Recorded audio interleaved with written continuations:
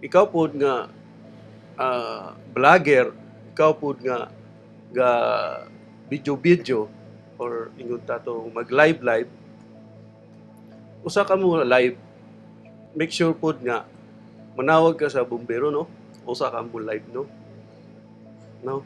Ah, kay kami mo responde man gud mi, dili mo lantaw ninyo, dili mo lantaw sa inyo ang vlog or sa live, mo responde gud mi. And kung natawag namo sa estasyon namo nga garing ang part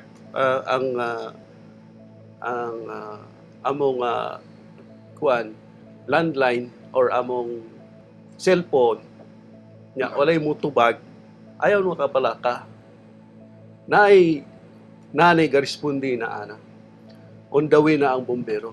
Amoy makitaan sa mga daplin sa kalsada, ayaw sa parkingan, no? Kay bawal man na nga mo parking ka sa tubangan sa fire hydrant. Kay ngano kung naay sunog, tiya man mag-parking ang fire truck kung magkarga sila, no?